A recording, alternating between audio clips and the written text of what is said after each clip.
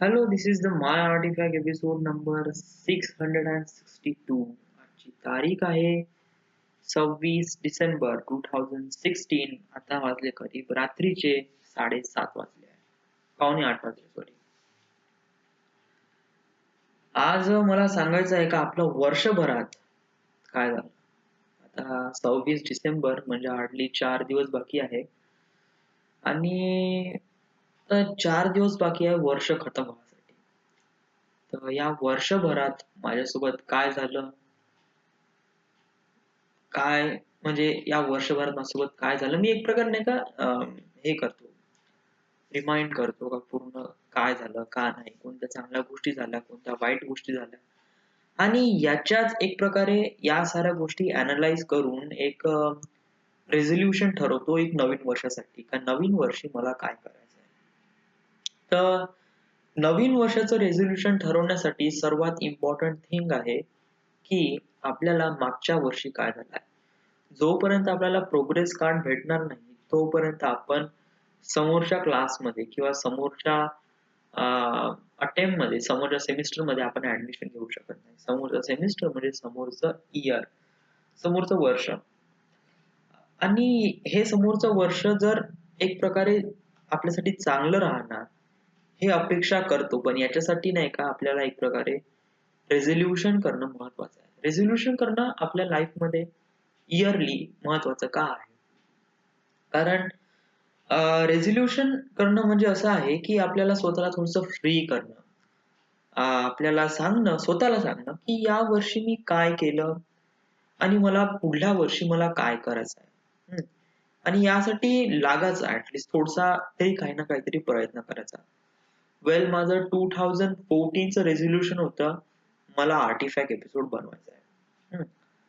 आणि सच a great thing, कारण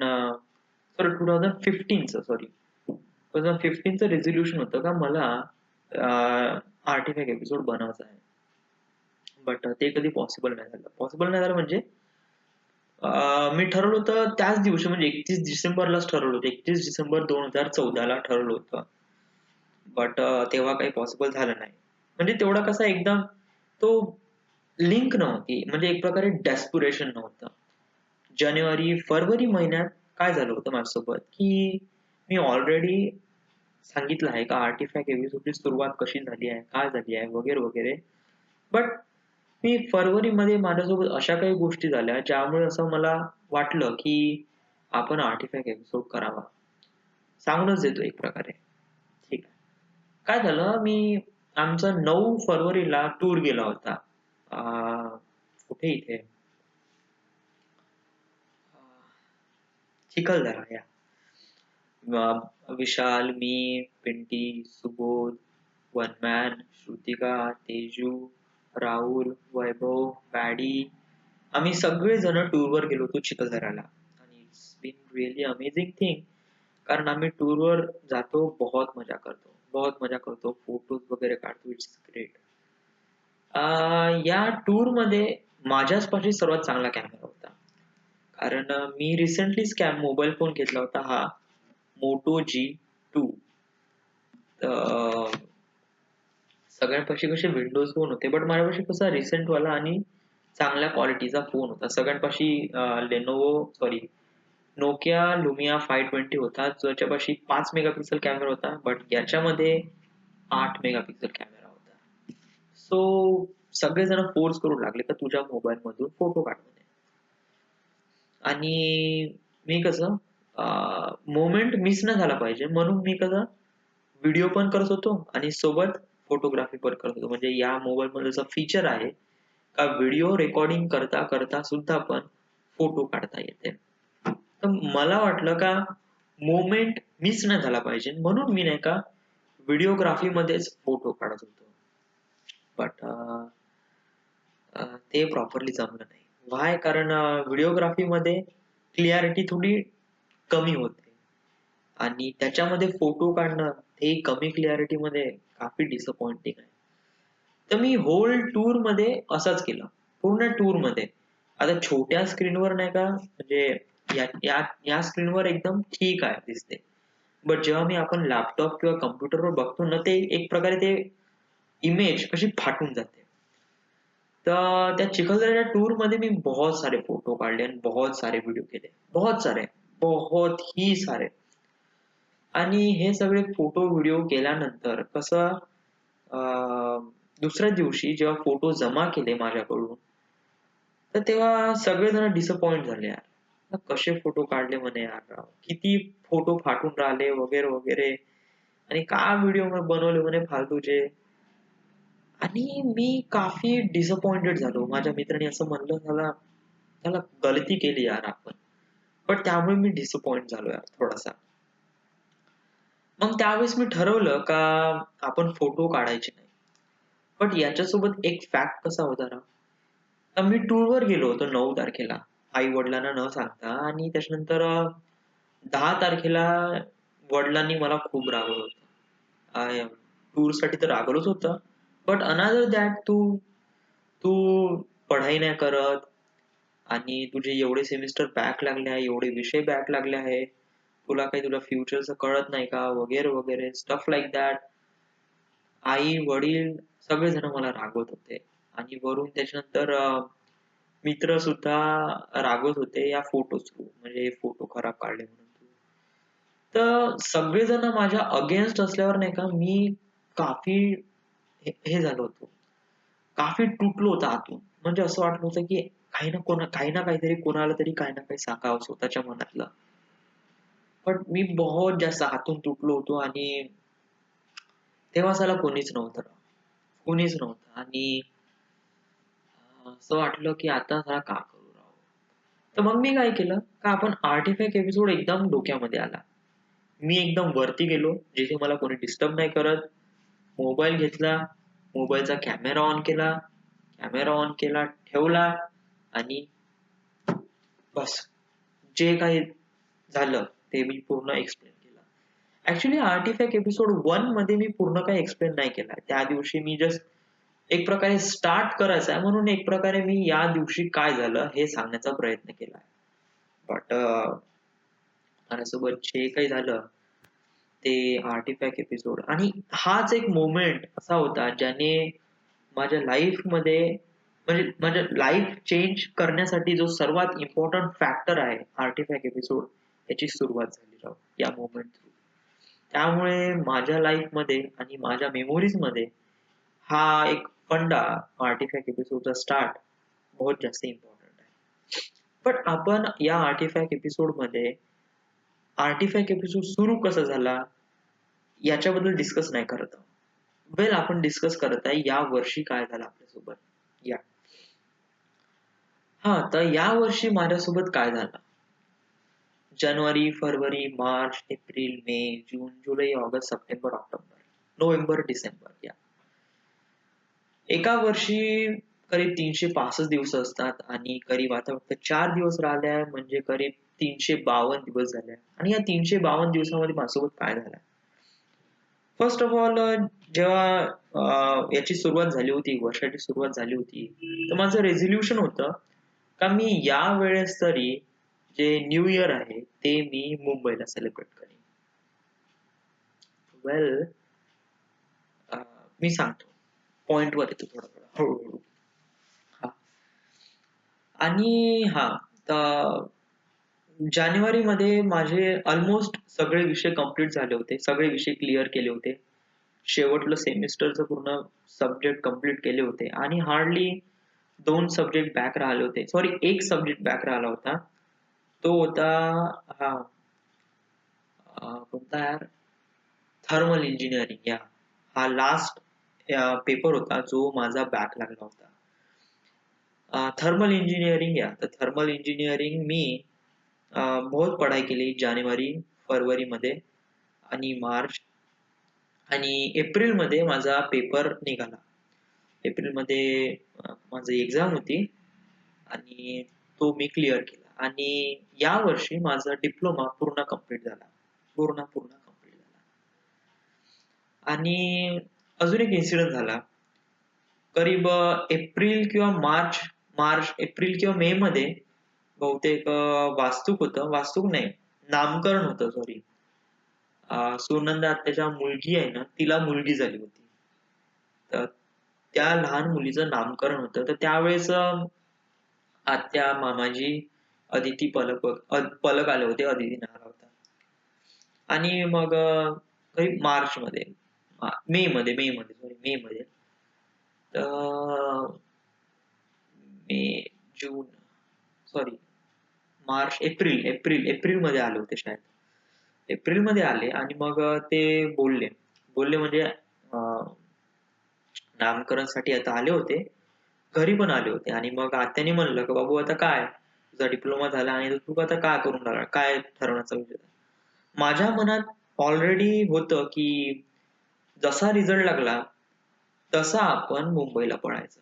या तर तर मी हे आत्याला वगैरे काही सांगितलं नाही.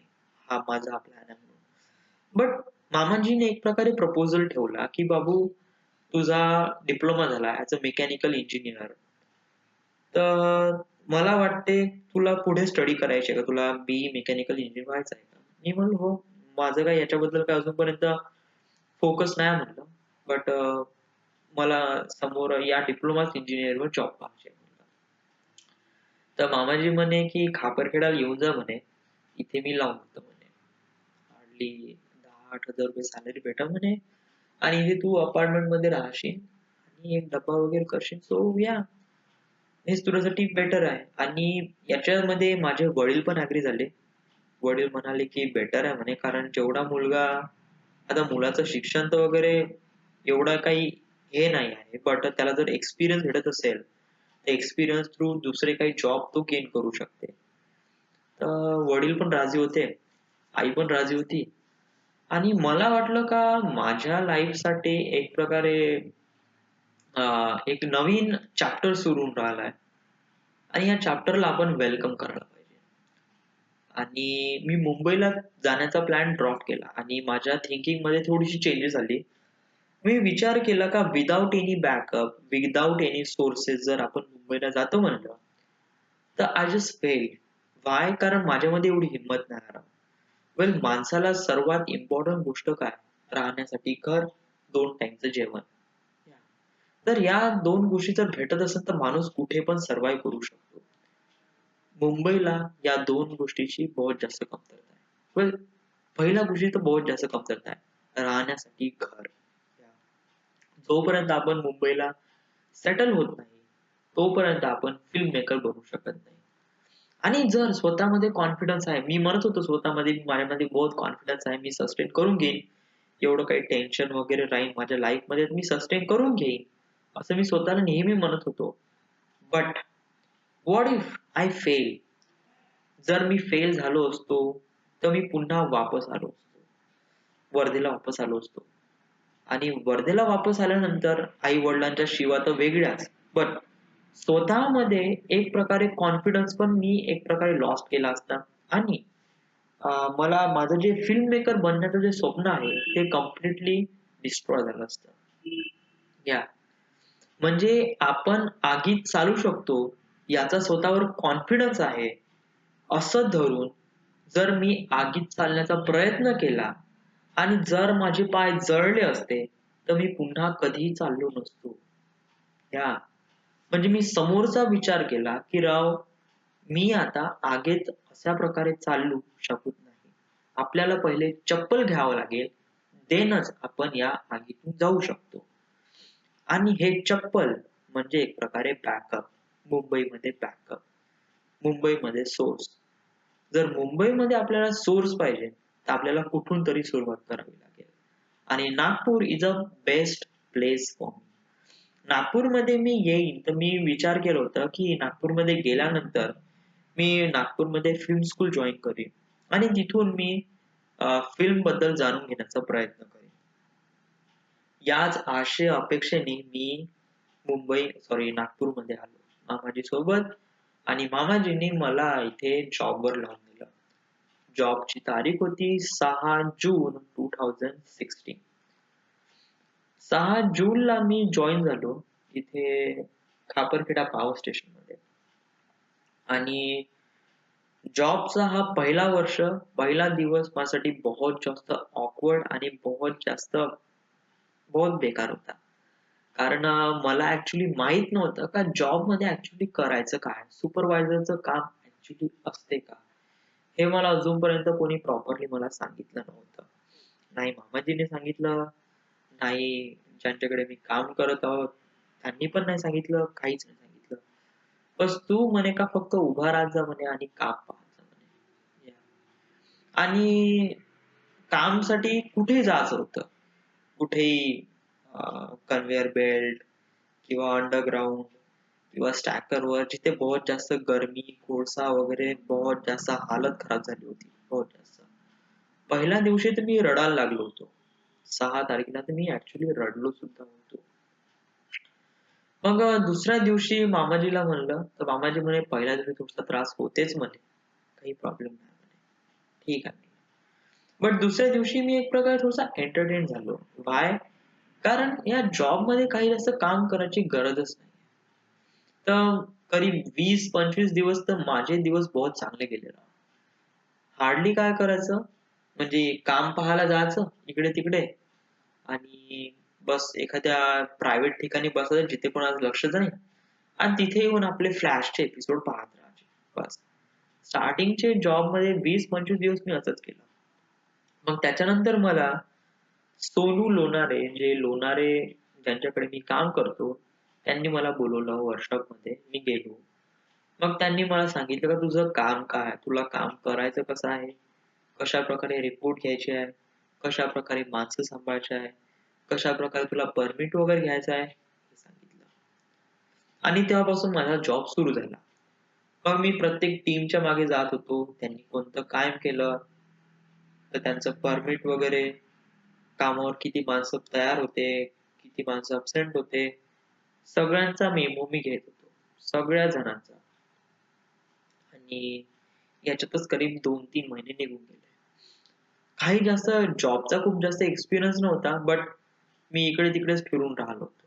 बस या टीमच्या मागे नंतर त्या टीमच्या मागे. आफ्टर द टेंडर चेंज झाला. टेंडर चेंज झाल्यानंतर लोणारेला सेक्शन बी आला सीएचपी मध्ये. त्याच्यामध्ये नवीन टीम, नवीन गँग वगैरे आली. आणि गौतम जे होते, जे माझे सिनियर इन्चार्ज होते, त्यांना सीएचपी मध्ये इन्चार्ज बनवलं आणि साईट इन्चार्ज बनवलं आणि मला डी पॉइंट कडे सुपरवायझर बनवलं. तर मला डी पॉइंट कडे लक्ष ठेवायला लागलं. सप्टेंबर महिना होता, 9 सप्टेंबर. तर 9 सप्टेंबर पासून मी डी पॉइंट सांभाळून राहिलो. माणसं एकदम बहुत हलगर्जीपणा आहे वगैरे वगैरे स्टफ लाईक दॅट. बट जे काही माझ्यासोबत 8 घंटे होते ते मी तिथेच ठेवतो. त्याला मी घरी आल्यावर बिलकुल जास्त एलॉबरेट करत नाही.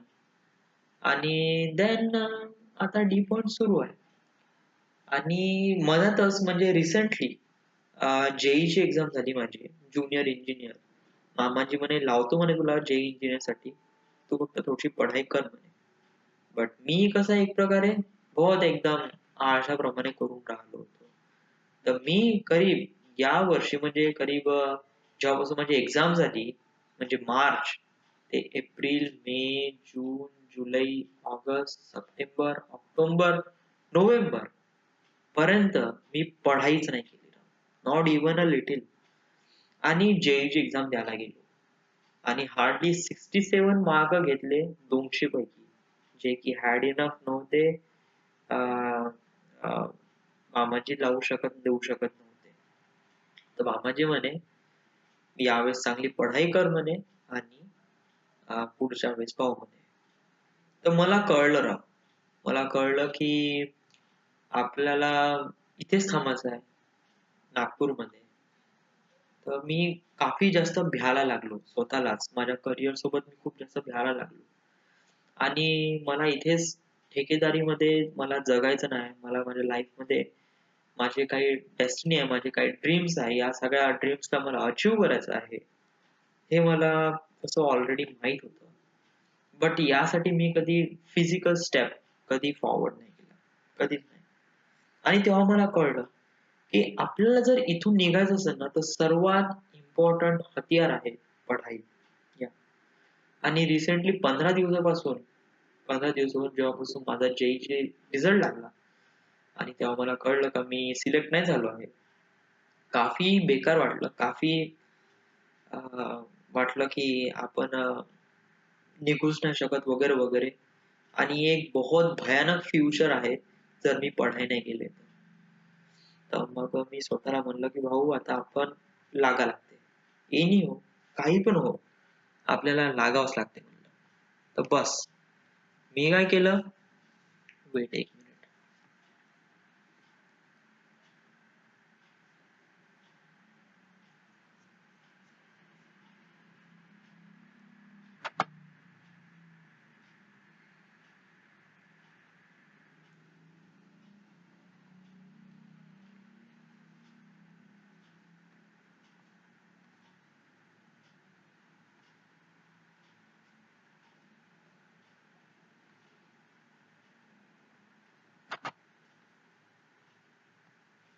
हे कसं एकदम 99% वर एकदम डाउनलोड कसं स्टॉप होऊन जाते आणि मग मला कॅन्सल करून पुन्हा स्टार्ट करावं लागते. तेव्हा ते रिबिल्ड करून डाउनलोड पूर्ण कम्प्लीट करते. त्यात डाउनलोड फाईल झालेली आहे बट मध्येच अटकलं होतं. त्याला कॅन्सल करून पुन्हा आता रिझ्यूम करत अँड देन डाउनलोड इज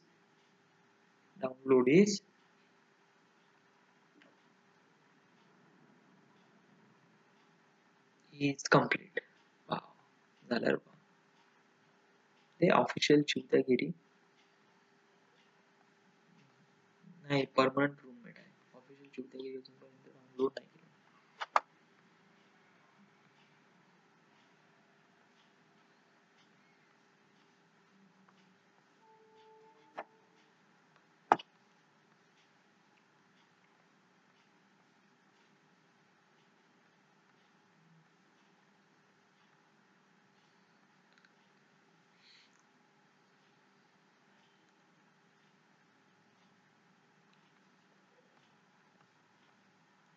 हा, सो कुठे होतो मी? हा, तर मला कळलं की राव पढाईशिवाय आपल्याला काही चान्स नाही आणि जोपर्यंत आपण पढाई करत नाही तोपर्यंत आपण या ठेकेदारीतून बाहेर निघू शकत नाही. तर मी करीब 10-15 दिवस झाले मी काफी पढाई करून राहिलोय. हार्डली माझ्या मोबाईल मध्ये मेकॅनिकल इंजिनिअरिंगचं एक ऍप आहे. या ऍप मध्ये एक प्रकारे बेसिक नॉलेज आहे. याला कशा प्रकारे इंजिनिअरिंग काय असते, मेकॅनिकल इंजिनिअर काय असते, छोटे छोटे कन्सेप्ट याच्यामध्ये बहुत चांगल्याने इंट्रोड्यूस केले आहे. तर मी वाचत आहो, सोबत लिहून पण राहिलो आहे. हा बोला ना जो, हॅलो. हा बोला ना. आताच येऊन जाऊ का? ठीक आहे. मी म्हणत होतो की या ऍप थ्रू मी कसं वाचत आहो प्लस लिहून पण राहिलो आणि समजून पण घेऊन राहिलो. करीब 10 दिवस झाले मी स्वतःला काफी प्राऊड फील करून राहिलोय. माझा जॉबचा जो काही वेळ आहे ना, म्हणजे परमिट घेतलं का नंतर सुपरवायझरचं काही काम नसते राव. फिटर आणि वर्कर जाऊन ते काम करून घेतात. तो पण जो रेस्ट ऑफ द टाइम असतो स्वतःचा तो मी कसा मूव्ही पाहत होतो, मोबाईल मध्ये व्हिडिओ वगैरे पाहत होतो, फालतूचा टाइमपास करत होतो. बट आता कसं स्वतःची डायरी काढतो आणि ऍप मधून मी पूर्ण लिहितो, रेकॉग्नाइज करतो आणि मी माझा वेळचा बहुत चांगला उपयोग करतो. तर मी माझ्या करिअर सोबत काफी जास्त सिरियस आहे हे मला माहित आहे आणि मी या साऱ्या गोष्टी करून राहिलोय माझ्या लाईफला बिकम बेटर बनवण्यासाठीच करून राहिलोय असं मला वाटतं. आणि ऑफकोर्स माझं फ्युचर इज ब्राईट आहे समोर जाऊन, बहुत जास्त ब्राईट आहे. स्वतःवर थोडासा विश्वास आहे आणि थोडासा पेशन्स आहे. मुंबईला एक जातो म्हणलं, तडकाफडकी काम करतो म्हणलं, गरम ताव्यावर किंवा आगीवर पाय ठेवतो म्हणलं, तर माझे पाय जळेल आणि मी चालू शकणार नाही. अजूनपर्यंत माझी कंडिशन अजूनपर्यंत बनलेली नाही का मुंबईला जाऊन मी हार्डली एक प्रकारे एक कुठे राहू शकतो, ऍटलीस्ट रूम करून. मुंबईमध्ये राहण्यासाठी सर्वात इम्पॉर्टंट फॅक्टर आहे जॉब आणि देन 1 लाख रुपये. वेल पैशाचं काही मॅटर नाही, वडील वगैरे द्यायला तयार आहे. जॉब आपल्यापाशी आहे बट थोडासा थांबावं लागेल. हम्म. आपल्याला मुंबईला जॉब असाच नाही भेटत राव. थोडासा हार्डवर्क तर करावंच लागते प्रत्येक गोष्टीसाठी, एवढं मला माहित आहे. तर माझा फ्युचर प्लॅन आहे का 2017 मध्ये मी करीब 1 वर्ष माझं पूर्ण कंप्लीट होऊन जाईल याच्यामध्ये. आणि मी ज्याप्रमाणे पढाई करून राहिलो आहे आणि समोर जी काही एक्झाम येईल, त्यासाठी मी अल्मोस्ट रेडी आहे. More than ready. आणि माझ्यापाशी वेल्दी पण आहे, म्हणजे माझ्यापाशी पैसा पण आहे, प्लस माझ्यापाशी टॅलेंट पण आहे, प्लस माझ्यापाशी कॉन्टॅक्ट्स पण आहे. कॉन्टॅक्ट बाबाजी वगैरे आहे. आणि या गोष्टी आहेत, तर मी ऑफकोर्स 2017 मध्ये मुंबईला शिफ्ट होईल, एवढी मला एक प्रकारे गॅरंटी आहे असं मला वाटते. बट हे झालं एक प्रकारे जॉब रिलेटेड थेअरी किंवा जॉब रिलेटेड क्वेश्चन. या वर्षी तुझ्यासोबत काय झालं जॉब. आता या जॉब सोबत दुसरं काय झालं तुझ्या मेंटली मध्ये काय झालं. या जून पर्यंत मी सांगितलं होतं का मला फिल्म मेकर बनायचं आहे, त्यासाठी मी मुंबईला जायला तयार आहे. बट इन दी एंड मला कळलं की नागपूरमध्ये पण एक फिल्म स्कूल आहे आणि आपल्याला तिथे जॉईन व्हायचं आहे. तर मी करीब जेव्हापासून जॉब सुरू झालाय त्याच्या हार्डली एका हप्त्यानंतरच मी फाइंड आउट करण्याचा प्रयत्न केला. मोबाईलमध्ये इंटरनेटमध्ये नागपूर फिल्म अकॅडमी आणि त्यांच्याशी कॉन्टॅक्ट केले, but most of the call बंद, नंबर बंद, स्विच ऑफ किंवा अवेलेबल नाही असे झाले. एक डिपार्टमेंट भेटलं, टॅलेंट वन कोचिंग क्लासेस या. आणि त्यांच्याशी मी कॉन्टॅक्ट केला आणि ते म्हणाले की आम्ही म्हणे मे सप्टेंबर किंवा ऑक्टोबर मध्ये आमची बॅच स्टार्ट होईल म्हणे नागपूरला म्हणे फिल्म मेकिंग साठी. आणि यासाठी पैसे लागेल म्हणे करीब 1.5 लाख रुपये. 1.5 लाख रुपये आणि करीब 6 महिन्याचा कोर्स आहे. तर 1.5 लाख रुपये आणि फिल्म मेकिंग साठी अरे माझ्यासमोर बहुत मोठा क्वेश्चन मार्क तयार झाला. कारण मी रिसेंटलीच इंजिनिअरिंग मध्ये ऍडमिशन केली. कारण मला वाटलं की जेव्हा मी हे घ्यायला गेलो होतो, रिझल्ट घ्यायला गेलो होतो आणि माझा टीसी आणि लिव्हिंग सर्टिफिकेट घ्यायला गेलो होतो, मी तेव्हाच ठरवलं होतं की इंजिनिअरिंग करायची नाही, कारण आपली ऐपत पण नाही आणि आपण करू पण शकत नाही असं मला वाटलं. आणि प्लस मी जॉब पण करत आहे, तर असं काही फंडा आहेच नाही म्हणलं का जॉब करून सुद्धा इंजिनिअरिंग करता येईल. तर पण मामाजी कसं म्हणे करून टाक म्हणे, हे इम्पॉर्टंट आहे म्हणे, जॉब हे इंजिनिअरिंग करून टाक म्हणे. तर मी कसं पूर्ण कॉलेज नागपूरमध्येच करी म्हणलं, तर कॉलेज पूर्ण फाइंड आउट केले, पूर्ण नागपूरमधले. रायसोनिक, केडीके, त्याच्यानंतर बाबा रामदेव कॉलेज, बहुत सारे कॉलेज मी फाइंड आउट केले. बट सगळ्या जणांचा रिप्लाय होता की आम्हाला करीब 100% किंवा 75% अटेंडन्सची गरज आहे. आणि जर तुम्ही जॉब करत आहे आणि तुम्हाला इंजिनिअरिंग करायचं आहे तर आम्ही अलाव करू शकत नाही आमच्या कॉलेजमध्ये वगैरे वगैरे स्टफ लाईक दॅट त्यांनी असं म्हणलं. तर मी काफी डिसअपॉइंटेड झालो. म्हणलं चला आता इंजिनिअरिंग करायची आहे, बट करायचं कुठून. या मी तर जॉब करत आहे. तर मी जेव्हा रिझल्ट घ्यायला आणि लिव्हिंग सर्टिफिकेट घ्यायला वर्धेला गेलो होतो अग्निहोत्री कॉलेजमध्ये, तर तिथे एक सर भेटले. त्यांचं नाव पण नाही माहिती, मी त्यांचं नाव ऍडमिशन नावाने सेव्ह केलं आहे.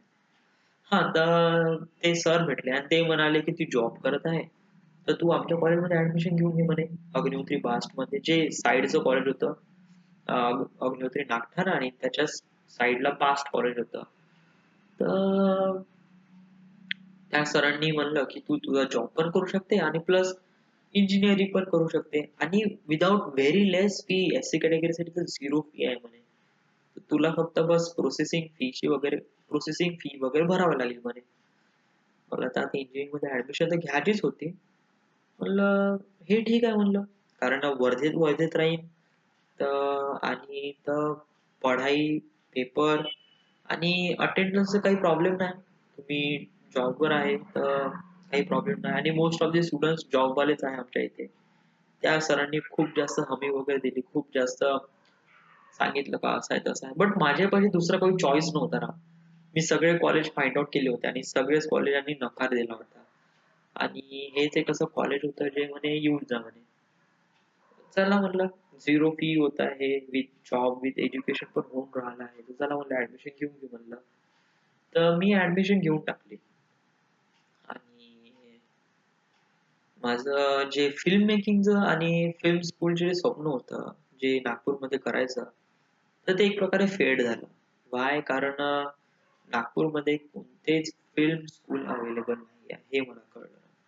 टॅलेंट वर कोचिंग क्लासेसमध्ये 1.5 लाख रुपये खर्च करणं बहुत हाय आणि माझ्यासाठी बहुत जास्त एक्सपेन्सिव्ह होतं. आणि अजूनपर्यंत मी एवढा पैसे पण कमवून नाही राहिलो होतो. हार्डली 8,000 रुपये पेमेंट कमवून राहिलो होतो. ज्याच्यामध्ये मीच माझा खर्च सांभाळून नाही राहिलो. तर मला वाटलं की आपण थोडासा पॉज देऊ म्हणलं. फिल्म मेकिंग साठी थोडासा पॉज देऊ म्हणलं. कारण जोपर्यंत आपण मुंबईला जात नाही, तोपर्यंत आपण प्रॉपरली फिल्म स्कूल त्याच्यानंतर या साऱ्या गोष्टी जाणून घेऊ शकत नाही. तर मी स्वतःवर ठरवलं की आपण फिल्म स्कूल जॉईन करू शकत नाही आणि फिल्म स्कूल मध्ये आपण ऍडमिशन घेऊ शकत नाही आणि 1.5 लाख रुपये आपण भरू शकत नाही. तर माझ्यासाठी सर्वात इम्पॉर्टंट फॅक्टर काय आहे? माझ्यासाठी सर्वात इम्पॉर्टंट फॅक्टर आहे का मी इथे इंटरनेटवर, YouTubeवर फिल्म स्कूलचे व्हिडिओ पाहीन. इथं आणि ऑनलाईन लर्निंग करेन. प्लस माझं जे काही इंजिनिअरिंग मध्ये जो काही स्टफ आहे, ते पण मी या इंटरनेट थ्रू रिकव्हर करेन. तर करीबन 3 महिन्या अगोदर मी इंटरनेट लावलं. एअरटेलचं इंटरनेट आहे इथे करीब 600 रुपये विथ अनलिमिटेड आणि चांगली स्पीड देते. तर इंटरनेट लावलं मी आणि इथे या अपार्टमेंट मध्ये मी एकटाच राहतो आणि प्लस मला इथे मना बोलायला कोणीच नाही.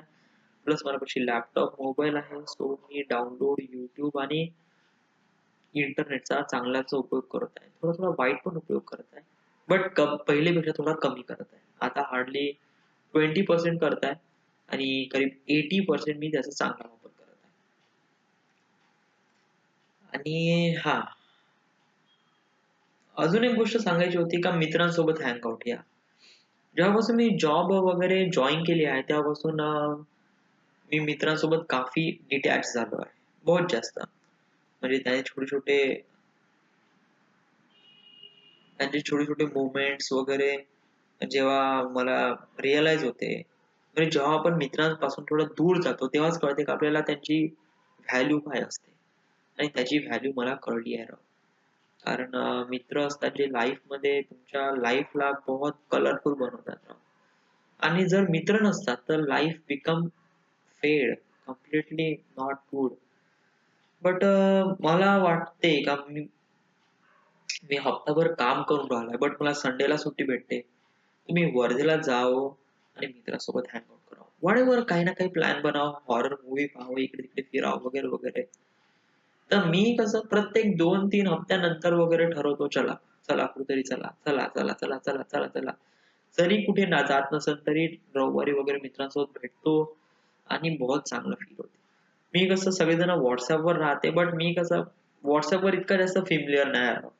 त्याला एक गोष्ट म्हणण्यासाठी 10 बटणं दाबा आणि not good with that. But जे असते मित्रांसोबत हँगआउट टाइम वगैरे बहुत चांगला असतो. यावर्षी मी मित्रांसोबत बहुत एक प्रकारे बहुत जास्त इम्पॉर्टंट पॅरामीटर झालो आहे. वाय? कारण मला जॉब लागली आहे, त्यांना जॉब लागली नाही. यासाठी मी स्वतःला बहुत ग्रेटफुल समजत असं बिलकुलच नाही. Of course not. मी त्यांच्या लाईफला पण एक प्रकारे बेस्ट ऑफ लक देण्याचा प्रयत्न करतो. कारण समोर नाही का भाऊ सगळ्यांना जॉब लागणार आहे. असं कोणीच राहणार नाहीये ज्याला जॉब लागणार नाहीये. सगळ्यांनाच जॉब लागणार आहे. इम्पॉर्टंट फॅक्टर हा आहे का जॉब लागल्यावर सुद्धा सगळेजण अटॅच असले पाहिजे. हे इम्पॉर्टंट फॅक्टर आहे. आणि मित्र गेल्यानंतर आणि मित्र डिसअपिअर झाल्यानंतर कसं फील होते, कसं वाईट वाटते, हे मला बहुत चांगल्याने कळलंय राव. जेव्हा मी वर्धेला होतो तेव्हा त्यांची तेवढी काही जास्त काळजी वगैरे घेत नव्हतो. हां, रस्ता आहे. का त्यांचे फोटो पाहायचे, का फोटो काढायचे, का वगैरे वगैरे स्टफ लाईक दॅट. बट त्याची किंमत आता कळली राव. मी इथे एवढ्या अपार्टमेंट मध्ये जॉब करून आल्यानंतर एकटाच राहतो राव. कोणी मना बोलायला नाही, काही नाही. पण या एकट्या फिलिंग मध्ये मित्रांची बहुत जास्त आठवण होते. त्यामुळे मला वाटते का राव हप्ताभर माझ्यासोबत जो काही बलात्कार होते जॉबवर तो होऊ दे. बट रविवारचा दिवस माझा दिवस. तर मी मित्रांसोबत जाईन आणि मस्त टाइम स्पेंड करेन. तर मी जेव्हापासून जॉब लागली तेव्हापासून मी हेच करून लागलोय रिसेंटली. आणि हा या वर्षी मला लॅपटॉप सुद्धा पण भेटला आहे. या करीब 2-3 महिन्या अगोदर मला HP चा लॅपटॉप भेटला आहे. मी वडिलांच्या मागे बहुत लागलो होतो, बहुत लागलो. वडील तर बहुत जास्त इम्प्रेस झाले राव. म्हणजे जॉब लागल्यानंतर कसं आई वडील तर बहुत जास्त इम्प्रेस झाले. म्हणाले की बाबूला जॉब लागली आहे वगैरे वगैरे. तर मी त्यांच्या या इम्प्रेस होण्याचा एक प्रकारे फायदा घेतला, की म्हणलं मला लॅपटॉप पाहिजे मला. मला मला काही हो मला लॅपटॉप पाहिजे, पाहिजे, पाहिजे, पाहिजे, पाहिजे. आणि जॉब सुरू झाल्यानंतर करीब 4 महिन्यानंतर मला लॅपटॉप भेटला. हा HP चा laptop, notebook, 1 TB, 4 GB, 2 GB graphics, i5 processor. Very cool. So आता आपण वर्षाच्या शेवटल्या दिवशी आलो आहे आणि या वर्षी माझ्यासोबत या साऱ्या गोष्टी झाल्या आहेत. जॉब, त्याच्यानंतर मित्र, करिअर, रिअली गुड. आणि मागच्या वर्षीप्रमाणे या वर्षी मी एक प्रकारे स्वतःच्या लाईफमध्ये अपग्रेड झालोय असं मला वाटतं. या थोडा बहुत. जे काय आहे मी जॉब करून राहिलाय, हार्डली 8,000 सॅलरी आहे आणि जे काही होते आहे it's not good for me but it's good for the future असं मला वाटतं. आणि थोडस अपग्रेड झालंय माझ्या लाईफ मध्ये हे मला डेफिनेटली माहित आहे. आणि अजून एक गोष्ट इम्पॉर्टंट थिंग, मला एक गोष्ट शेअर करायची आहे. आणि ही गोष्ट एक प्रकारे नाही का बहुत मॅजिकल आहे. आय थिंक युनिव्हर्सने माझ्या लाईफ मध्ये अशा प्रकारचे मॅजिक केले. इट्स कम्प्लिटली नाही का completely different than I expected. म्हणजे काय की मी ठरवलं होतं की मी मुंबईला जाईन. या जसा जानेवारी महिना सुरू झाला तर मला माहित होतं का माझा थर्मल इंजिनिअरिंग निघाल्यानंतर मी कोणाचीच ऐकणार नाही. कोणाचीच ना वडिलांची ना कोणाची ना कोणाची. बस स्वतःमध्ये कॉन्फिडन्स आहे आणि मी हा कॉन्फिडन्स घेऊन मुंबईला जाईनच. या बट जसा माझा पेपर झाला त्याच्या हार्डली 4-5 दिवसानंतरच मामाजींनी असं प्रकारे प्रपोजल टाकलं का तू नागपूरमध्ये जॉब कर. एक प्रकारे कसं मॅजिकल मोमेंट होता माझ्यासाठी राव. कारण त्याच वेळेस आई वडील आणि इनफॅक्ट मी सुद्धा रेडी झालो आणि माझ्यामध्ये अशा प्रकारे चेंजेस आले. So it's a great thing for me. कारण जर मी एक प्रकारे रॉंग स्टेप फॉरवर्ड केला असता आणि मी मुंबईला गेलो असतो आणि डिसअपॉइंट होऊन वापस आलो असतो तर बहुत जास्त लॉस झाला असता. माझ्या डिस्ट्रॉयचा, माझ्या ड्रीम्सचा, या साऱ्या गोष्टीचा लॉस झाला असता. आणि याच मोमेंट मध्ये नाही का युनिव्हर्सने माझ्यासोबत मॅजिक केला की मामाजी आणि आत्यानी मला प्रपोजल केलं की तू नागपूरमध्ये येऊन जॉब कर म्हणून. आणि मी ऍग्री सुद्धा झालोय. आणि दुसरं मॅजिकल थिंग आहे जे युनिव्हर्सनी माझ्यासोबत केलंय. कोणती गोष्ट? मला मी करीब इंटरनेट होतो त्यामुळे स्नेहा तामगाडगे सोबत एवढा जास्त कॉन्टॅक्ट मध्ये राहत नव्हतो. बट ती जेव्हा पण डीपी चेंज करायची ना मी डीपी डाउनलोड करायचो. तिला म्हणजे व्हॉट्सअप मध्ये उघडून फक्त ते ऑनलाईन केव्हा झाली होती आणि ऑनलाईन असली तर हाय म्हणायचं का नाही, बस एवढंच. याच्यामध्येच नाही का माझा व्हॉट्सअप इंटरेस्टिंग होता बहुत जास्त. आणि मी आलो होतो नागपूरला 20 मे 2016. आणि 29 आणि 6 जूनला माझी जॉईनिंग झाली आणि 29 मे ला स्नेहा तामगाडगे ऑफलाईन झाली. या स्टील ऑफलाईन टू. मी थांबा तुम्हाला प्रूफ नसेल तर मी सांगतो. माझ्यापाशी मी एव्हिडन्स आहे आणि मी एव्हिडन्स नसल्याशिवाय बोलत नाही राव. आणि हेच माझ्या लाईफ मध्ये बहुत जास्त इम्पॉर्टंट पॅरामीटर आहे राव. व्हाय? कारण जर ती ऑनलाईन असती तर आणि जे काही माझ्यासोबत कॉन्सिक्वेन्सेस होऊन राहिले राव ते मी डेफिनेटली तिला प्रपोज केलं असतं. या आणि व्हॉट हॅपन आय प्रपोज. जर मी तिला प्रपोज केलं असतं तर ती माझ्या लाईफ मध्ये एक प्रकारे पार्ट झाली असती, एक प्रकारे इम्पॉर्टंट फॅक्टर झाली असती. आणि मग मी तिला इम्पॉर्टन्स दिलं असतं as compare to the destiny. हे बघ इथे तुम्हाला दिसेल का, इथे 29 मे 2016 स्नेहा. हा तिचा डीपी आहे. शी इज डॅम गुड मॅन. तर आणि मी जॉब करत होतो आणि माझ्यासोबत इंटरनेट वगैरे नव्हतं आणि माझ्यापाशी काफी फ्री टाइम होता आणि या फ्री टाइमचा उपयोग मुली पटवण्यासाठी केला असता हे मला डेफिनेटली माहित होतं. आणि जर स्नेहा ऑनलाईन असती तर मी तिला ऑफकोर्स चॅटिंग सुरुवात झाली असती. ऑफकोर्स मी प्रपोज सुद्धा केलं असतं आणि इनफॅक्ट तिने माझं प्रपोजल ऍक्सेप्ट सुद्धा केलं असतं. आणि मी या वर्षी रिलेशनशिप मध्ये पण आलो असतो आणि रिलेशनशिप मध्ये आल्यानंतर मी माझ्या डेस्टिनीला किक मारली असती. या आणि याच्यासाठी युनिव्हर्सनी माझ्या लाईफमध्ये मॅजिक केला. बरोबर तिच्या 29 मेला म्हणजे जॉब लागण्याच्या हार्डली 6 दिवसा अगोदरच तिला ऑफलाईन केलं आणि 29 मेलाच ती कम्प्लिटली ऑफलाईन झाली आणि आतापर्यंत ती ऑनलाईन नाही आहे. Yeah. आणि मग मी तिच्यासोबत अदर काही कॉन्टॅक्ट वगैरे केले काय? हो, मी फेसबुकवर तिला मेसेज केला होता आणि मग मी तिला व्हॉट्सअप नंबर मागितण्याचा प्रयत्न सुद्धा केला, बट तिने नाही म्हणलं. मग मी त्याच्यानंतर जास्त फोर्स नाही केला आणि मला वाटलं का आता आपल्या लाईफमध्ये लेडीज किंवा एक गर्लफ्रेंडची इम्पॉर्टन्स नाही आहे असं मला कळलं. या माझ्या लाईफमध्ये माझ्या या साऱ्या डेस्टिनीला क्रॅक आउट करण्यासाठी युनिव्हर्स तर एक प्रकारे खूप जास्त पॅरामीटर आहे, खूप जास्त इम्पॉर्टंट फॅक्टर होऊन राहिलाय. कारण माझ्या लाईफला बिकम बेटर बनवण्यासाठी आणि गलत स्टेप न घेतलं पाहिजे याच्यापासून मला प्रिव्हेंट सुद्धा करत आहे. जर मी मुंबईला गेलो असतो it will be really disaster for me. आणि जर मी रिलेशनशिप आलो असतो it will also disaster for me. आणि या दोन गोष्टी युनिव्हर्सनी माझ्यासोबत केला आहे. एक मॅजिकल थिंग्स माझ्यासोबत केला आहे. एक प्रकारे प्रिव्हेंट केला आहे या डिझास्टर पासून.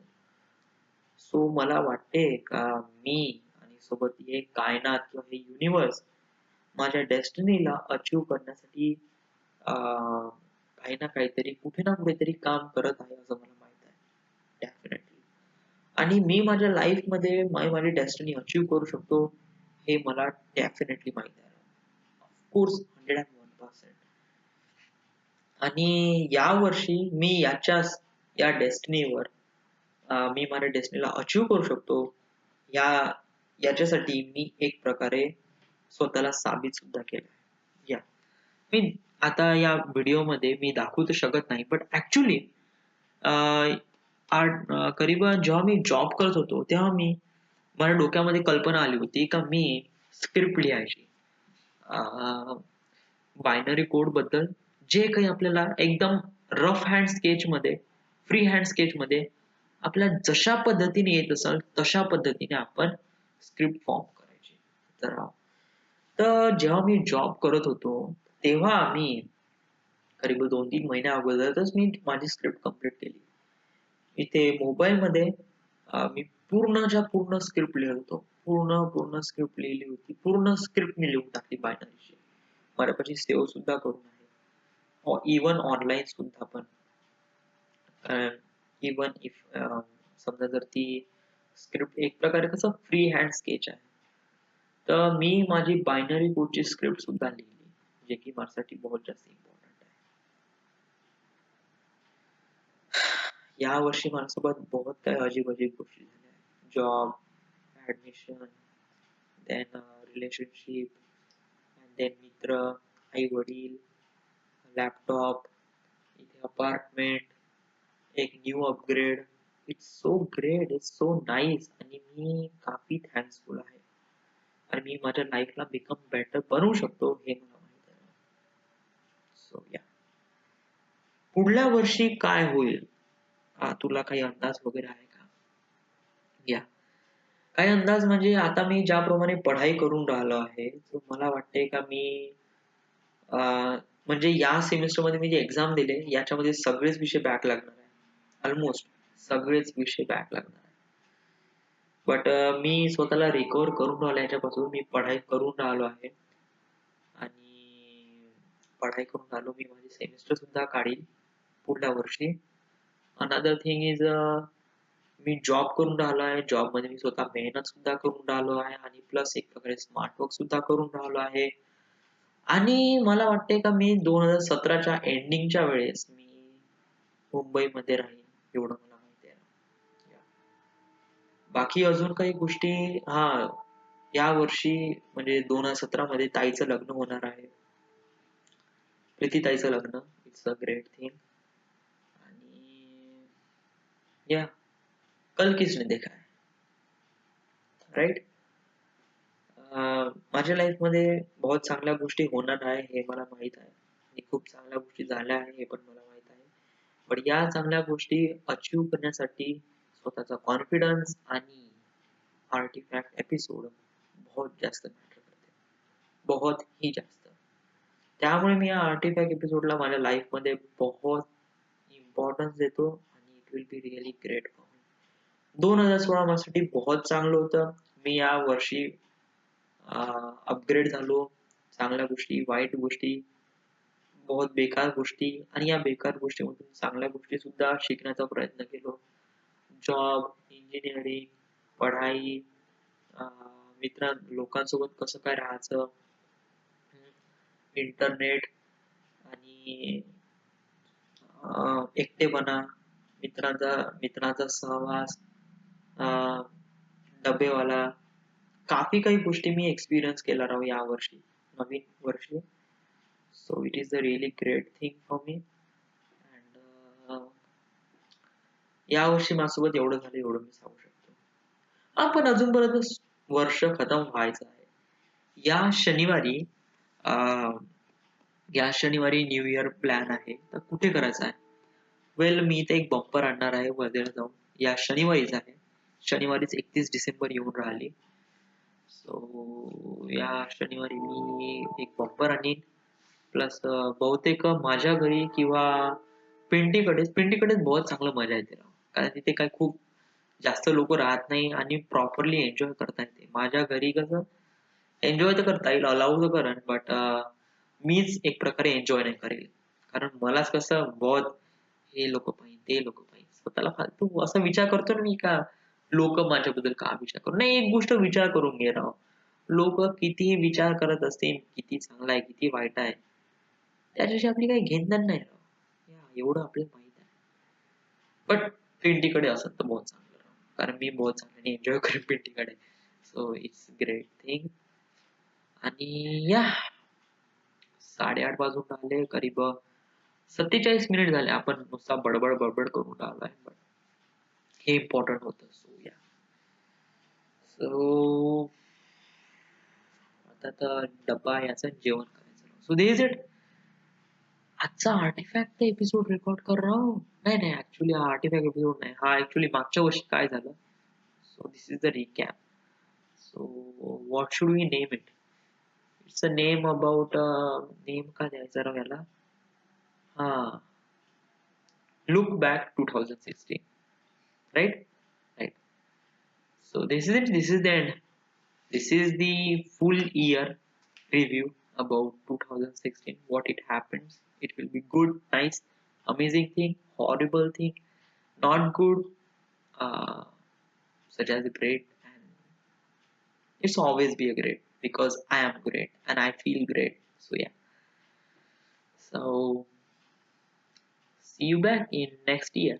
Thank you.